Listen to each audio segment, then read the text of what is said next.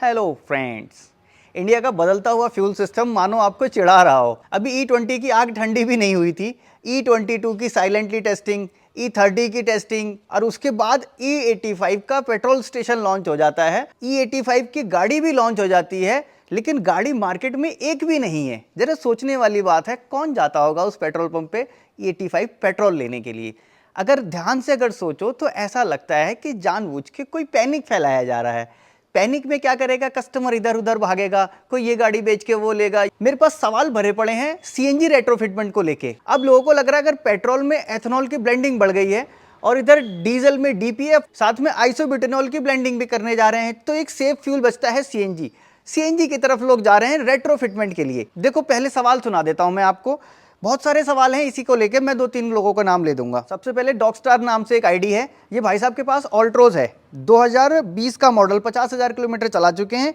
After market CNG लगाना चाहते हैं, वर्थ है या नहीं है ये बता दीजिए। दूसरे एक अजीत परमार नाम से आईडी है, ये भी यही कह रहे हैं मेरे पास 2018 मॉडल की मारुति इको पेट्रोल है, 50,000 किलोमीटर घूम चुकी है, बहुत अच्छी कंडीशन में है, क्या सीएनजी इंस्टॉल करवा सकता हूँ या इस गाड़ी को ही बेच दूं। इसके अलावा सत्यजीत साहू जी ये कह रहे हैं सर मैं झारखंड का रहने वाला हूँ, जमशेदपुर से, मुझे जिमनी लेनी है, इसमें सीएनजी किट लगवा सकता हूँ। आफ्टर मार्केट मतलब लेने के बाद बाहर से लगवाने की सोच रहे हैं, इसी वजह से क्योंकि पेट्रोल का ये सिनेरियो चल रहा है। मुझे गाड़ी लंबे समय तक रखनी है। तो देखो मैं इन सभी लोगों को यही जवाब दूंगा, अभी थोड़ा सा शांति रखो, अभी रुक जाओ, ये सब मत करो। रेट्रोफिटमेंट कराना लगता है ऐसा आसान है कि भाई कुछ नहीं, वो सेम पेट्रोल गाड़ी है, रेट्रोफिटमेंट में सीएनजी लगाओ, सिलेंडर रखो, चलते बनो। ऐसा नहीं है, कई सारी प्रॉब्लम आती है जब आप आगे बढ़ते हो ना, जब सर ओखल में डाल देते हो तो फिर मूसल कितने पड़ते हैं वो नहीं पता लगता।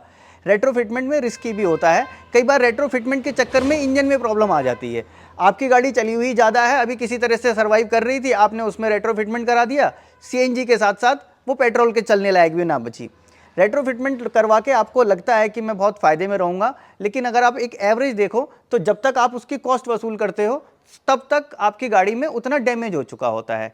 सीएनजी से भी इंजन को डैमेज होता है, ऐसा नहीं कि सीएनजी बहुत सेफ फ्यूल है, सीएनजी से भी प्रॉब्लम आती है, सीएनजी से इंजन की लाइफ कम होती है। इसके अलावा आपको कई बार धक्के खाने पड़ते हैं, सीएनजी लगाने के बाद सेटिंग करवाने आपको 2 बार 3 बार 4 बार जाना पड़ता है, और उसके बाद भी सर्विस करने गए और सर्विस में किसी ने कुछ छेड़खानी कर दी, फिर उसका एडजस्टमेंट बिगड़ गया तो फिर उसके पीछे भागना पड़ता है। ऑलरेडी आपकी गाड़ी पेट्रोल पे चल रही थी, रेट्रोफिटमेंट करवा रहे हो जब तक गाड़ी की इतनी लाइफ भी नहीं बची है, कुल मिला के पैसा खर्चा कर रहे हो। देखो अगर आप सिनेरियो समझ जाओ जो आपको चिढ़ाया जा रहा है कि ये 22 लाएंगे, 30 लाएंगे, 85 लाएंगे, 100 ले आएंगे, एक होता है ना आपको समझ में आ रहा होगा कि यार ये क्या हो रहा है। एक चीज़ तो होती है कि यार किसी को बोला, वो चीज़ थोड़ी शांत होने दो तब कोई अगली चीज़ बात करें, वो उस पर और बात की जा रही, फिर और बात की जा रही, फिर वो लॉन्च किया जा रहा है, आज तो ये 100 पे साइन भी कर दिए। तो कुछ समझ में आ रहा है आपको ये क्या हो रहा है, इसलिए घबराने की जरूरत नहीं है, अभी भागदौड़ मत मचाओ, ठीक है, जो जैसा चल रहा है वैसा चलाओ। और भी बहुत सारे क्वेश्चन आपके मन में आ रहे होंगे सीएनजी को लेकर, आपके तर्क भी होंगे, उन सारे तर्क का जवाब आपको मिल जाएगा जल्दी। एक सीएनजी पे एक अलग से डिटेल वीडियो लाऊंगा जिसमें मैं समय से पूरा बोल पाऊं। आज क्या बाकी लोगों के भी सवाल लेने हैं तो थोड़ा लिमिटेड टाइम है, अगले सवाल की तरफ चलते हैं। अगला सवाल अखिल अरोरा जी का है, ये भी माइलेज से ही परेशान है। देखो तो हर कोई माइलेज से परेशान है, इनका भी शक यही है कि E20 पेट्रोल डालने के बाद इनकी गाड़ी में माइलेज नहीं दे रही है। गाड़ी इनके पास है वैगनार 2014 मॉडल, सीएनजी पे इनकी गाड़ी 15 से 18 का माइलेज दे पाती है सिटी में। मैकेनिक ने throttle body O2 sensor catalytic converter के पहला वाला यानी कि बैंक 1 क्लीन कर दिया पेट्रोल से, एयर फिल्टर भी चेंज हो गया है, हाउसिंग भी क्लीन करा दी, स्पार्क प्लग क्लीन हो गया, गैप चेक हो गया है, इग्निशन कॉइल हो गई है, ओवरऑल एक्सेट्रा जितने भी काम है वो सारे कह रहे हैं हो चुके हैं, और फिर भी माइलेज नहीं दे रही है। देखो इन सारे कामों को आपने लिख दिया बहुत आसानी से, आपको किसी ने बोल दिया बहुत आसानी से, इन सारे कामों को करने का एक प्रोसेस होता है। आपको सिर्फ ऊपर से साफ दिख गया, आपको लग गया कि भैया क्लीन हो गया, आपको लगा कि थ्रोटल बॉडी निकाल के साफ करके लगा दी, हो गया। ऐसा होता नहीं है, थ्रोटल बॉडी निकाल के साफ कर देना ही माइटर नहीं है, उसको कैलिब्रेट करना, उसको रीसेट करना, ये भी सारे काम होते हैं और इन कामों को स्टेप बाय स्टेप करना होता है, कुल मिला के दिल से काम करना होता है, तब जाके किसी गाड़ी में परफॉर्मेंस मिल पाता है। गाड़ी में एक कोई प्रॉब्लम है, आप तो जल्द से पकड़ नहीं पा रहे हो और सारे काम निपटा दो कि ये भी कर लिया, ये भी कर लिया, ये भी कर लिया, और वो किस तरह से किया वो नहीं पता। तो देखो मैं तो आपको यही सजेशन दूंगा, ये जो काम हुए हैं तरीके से हुए होंगे तब तो इसको हम मानेंगे कि हो गए हैं, लेकिन जो काम जैसे आपने लिखा कि हो गए हैं, अगर वास्तव में हो गए हैं तो फिर ऐसा कोई चारा ही नहीं बचता कि माइलेज ना दे। हाँ, सीएनजी में कुछ प्रॉब्लम हो तो एक अलग बात है, ECU कुछ गड़बड़ कर रहा हो तो एक अलग बात है। इसके अलावा ऐसी कोई चीज बचती नहीं है जो आपको माइलेज को इफेक्ट करे। ECU को रीसेट कराना और कम से कम 100 किलोमीटर तक गाड़ी को एक अच्छी ड्राइव करना, थोड़ा खुले में चला लेना, मेरे ख्याल से माइलेज ठीक हो जाएगा। स्पार्क प्लग के गैप पे भी थोड़ा सा ध्यान देना। CNG के लिए गैप अलग रखा जाता है, हर गाड़ी का एक अलग अलग रेशो होता है। इसके अलावा जब आपकी गाड़ी माइलेज नहीं देती है तो आप लाइव डेटा चेक करते हो, फ्यूल क्या जा रहा है, एयर मिक्सचर कैसा है, कंबशन कैसा हो रहा है। और माइलेज ना देना यानी कि कंबशन सही ना होना, या फिर आपकी गाड़ी मिसफायर कर रही हो, आपको पता ना चल रहा हो, मिसफायर के केस में भी गाड़ी के माइलेज ड्रॉप हो जाते हैं।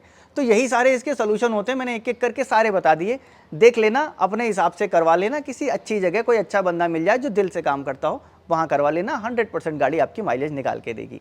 अगले सवाल की तरफ चलते हैं। अगला सवाल अभिषेक जी का है। हेलो सर, मैं आपका बहुत पुराना सब्सक्राइबर हूं, आपको बहुत पहले से देख रहा हूं, आपके वीडियो बहुत इन्फॉर्मेटिव होते हैं। Thank you very much sir.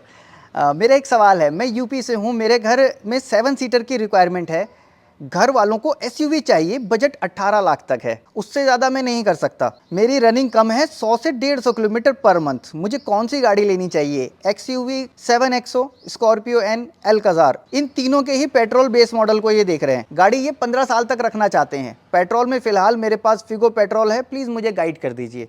देखो, आपकी रनिंग बहुत कम है गाड़ी की, आप कोई भी गाड़ी लोगे तो ऐसा कुछ प्रॉब्लम वाली बात नहीं है। हाँ, डीजल गाड़ी आपके लिए नहीं है क्योंकि आप उतने पैसे वसूल नहीं कर पाओगे। जो आपने गाड़ियों का सिलेक्शन किया है ठीक ठाक है, तीनों में से कोई भी ले सकते हो। XUV 7XO आपको समझ में आ रही है तो वो देख लेना। मैं तो ये कहूँगा इस बजट के हिसाब से अगर आप कम ही चलाना चाहते हो और लंबा रखना चाहते हो तो एक बार XL6 या अर्टिगा को भी देख सकते हो 7 सीटर के तौर पे। लेकिन करंट सिनेरियो को देखते हुए, जैसा कि मैंने अभी पहले बताया, अभी थोड़ा सब्र करो तो ज़्यादा अच्छा है। अभी कुछ समय तक सारे लोग मिलके अगर गाड़ी ना लेते हैं तो आगे समझ में आ जाएगा उनको कि भैया ये कुछ भी करने से काम चलेगा नहीं, कस्टमर फ्रेंडली काम करने पड़ेंगे, तभी कहानी सुधरेगी। बहुत ही ज़्यादा ज़रूरी हो तो ये गाड़ियाँ मैंने आपको सजेस्ट कर दी, इनमें से कोई एक ले लेना। देखो, बहुत ज़्यादा ज़रूरी है तो उसको कुछ कर नहीं सकते ना। अगला सवाल थोड़ा सा टेक्निकल है। पटेल भौमिक जी, मेरे पास महिंद्रा XUV की 3XO है, डीजल 2022 वाला मॉडल है इनके पास। उसमें कूलेंट बोतल में से कूलेंट कम हो रहा है। 2 दिन पहले मैंने चेक किया तो कूलेंट बोतल खाली हो गई थी। मैंने महिंद्रा सर्विस सेंटर वालों को बताया, उन्होंने pressure pump leakage, coolant leakage, ये सारी चीज़ें अकड़म बकड़म जो भी थी चेक कर डाली, फिर भी कूलेंट कम हो रहा है। सर्विस सेंटर वालों को समझ में नहीं आ रहा है, बोल रहे हैं R&D वाले बताएंगे, यानी कि ऊपर कंपनी को उन्होंने अपना केस दे दिया है कि अब कहाँ जा रहा है। तो ये मुझसे सजेशन चाहते हैं। देखो जी, सिंपल सा इसके पीछे का लॉजिक है, कोई इधर उधर R&D पे जाने की जरूरत नहीं है। सिंपल आपको समझा दूं, लॉजिकल समझ लेना। देखो, कूलेंट कभी कंज्यूम नहीं होता गाड़ी में। कूलेंट गाड़ी से हीट ट्रांसफर करता है, जाता कहाँ कहाँ है, लाइन्स कहाँ कहाँ जाती हैं, आपके ऑयल पंप को भी ठंडा करती हैं, ऑयल फिल्टर के पास से भी ये लाइन गुजरती है, हाँ, हेड से चारों तरफ गुजरती है। अब देखो, लीकेज नीचे कहीं नहीं है, यानी कि अंदर ही कहीं खप जा रहा है। समझ रहे हो? खपेगा तो कहाँ जाएगा? इंजन ऑयल में मिक्स हो जाएगा।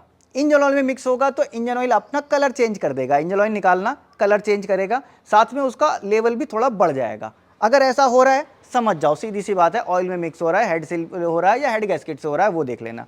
ऑयल में भी मिक्स नहीं हो रहा है, लीकेज भी नहीं हो रहा है, कहीं पता ही नहीं कहाँ चला जा रहा है, ऐसा भी होता है। ऐसा सीन तब होता है जब सीधे कंबशन चैम्बर में चला जाता है कूलेंट और वहाँ जाके जल जाता है, स्टीम बन के निकल जाता है, तब आपको पता नहीं चलता कि कूलेंट कहाँ जा रहा है। इस केस में आप जब वो इंजेक्टर्स निकालोगे तो उस इंजेक्टर से आप चेक कर सकते हो, अंदर की कंडीशन कैमरे से इंस्पेक्ट करोगे तो आपको पता चल जाएगा कि भैया ये कंबशन चैम्बर में कूलेंट जाके जल जा रहा है, इस वजह से कूलेंट कम हो जा रहा है। बहुत ज़्यादा कुछ इसमें R&D की ऐसी जरूरत नहीं कि कूलेंट कम हो रहा है, कहीं मिल ही नहीं रहा है। अगला सवाल समीर राव जी का, नई गाड़ी लेना चाहते हैं, मंथली रनिंग इनकी लगभग 600 किलोमीटर के आसपास है, और आज के सिनेरियो में सबसे अच्छी गाड़ी कौन सी है लेना? ग्रैंड विटारा माइल्ड हाइब्रिड, या फिर टाटा सेरा, या फिर किया सेल्टोस। ये 2-3 गाड़ियों को इन्होंने सेलेक्ट किया है। अब इनमें से ही लेना चाहते हैं। पेट्रोल गाड़ी लेंगे, नेचुरली एस्पिरेटेड इंजन ये सेलेक्ट कर रहे हैं क्योंकि रनिंग कम रनिंग है और ज़्यादा लाइफ चाहिए, तो फिर नेचुरली एस्पिरेटेड इंजन ही चुनने चाहिए। तीसरा इनके पास अभी ऑप्शन है कि नई वाली क्रेटा जो पेट्रोल आने वाली है उसका मैं वेट कर लूँ क्या? देखो जी, वेट करना चाहो तो वेट कर सकते हो, बहुत ज़्यादा इमरजेंसी, बहुत ज़्यादा अर्जेंट नहीं है,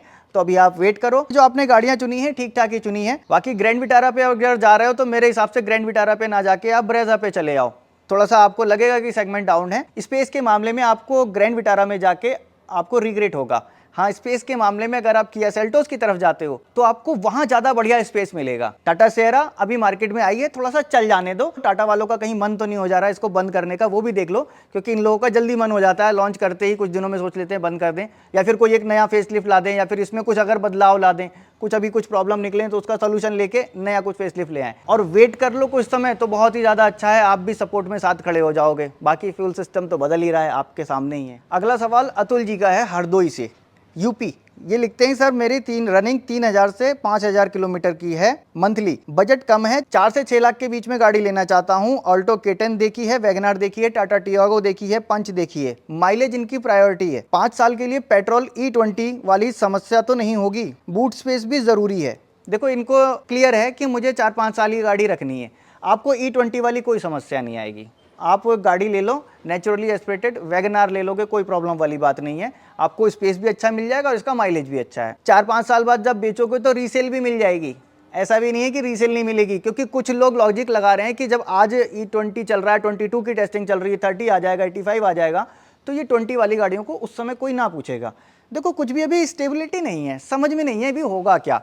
जैसे ये गाड़ी खड़ी ना, ये LPG थी, उस समय पे जब LPG आई थी तो लोग LPG गाड़ियां ले रहे थे, पेट्रोल पंप लग रहे थे LPG। आज आपको कहीं भी LPG पेट्रोल पंप नहीं मिलेगा, कंपनी ने तो गाड़ी बनाई थी, लोगों ने खरीदी थी, आज वो LPG है ही नहीं, क्या करोगे। उस समय भी लोग बड़े वो थे कि फ्यूचर में LPG चलेगा, तब क्या होता था, लोग घर वाले गैस सिलेंडर को मारुति 800 में कार में लगा के चलाया करते थे, बड़ा सस्ता चलता था, एक सिलेंडर में 300 किलोमीटर का माइलेज गाड़ी निकालती थी, इतनी ज़्यादा कोई चेकिंग भी नहीं थी। उसके बाद फिर कंपनी ने लगा के देना शुरू कर दिया, LPG वाली गाड़ियाँ आने लगी, अब इसका सामान भी नहीं मिलता, क्या करोगे। LPG का प्लान ही फेल हो गया, गवर्नमेंट ने वो बंद ही कर दिया, जिन्होंने लिया वो किसके भरोसे हैं आप जानो। बाकी देखो, ये गाड़ियाँ आपने सही सेलेक्ट की थी, वैगनार इसमें से ले लेना, फ़ायदे में रहोगे, रीसेल वैल्यू भी ठीक ठाक आपको मिल जाएगी, चला के ही वसूल कर लोगे, कोई भी इसको तुरंत उठा लेगा। और आप लोगों को भी ये वीडियोस अगर पसंद आ रही होंगी तो ज़रूर नीचे कमेंट बॉक्स में मेंशन करना, और इन सवालों में से आपके किसी दोस्त या रिश्तेदार का भी सवाल मैच खाता होगा तो उसके साथ ये वीडियो शेयर कर देना। मैं मिलूंगा आपसे नेक्स्ट वीडियो में ऐसे ही किसी इंटरेस्टिंग टॉपिक के साथ। Thanks for watching.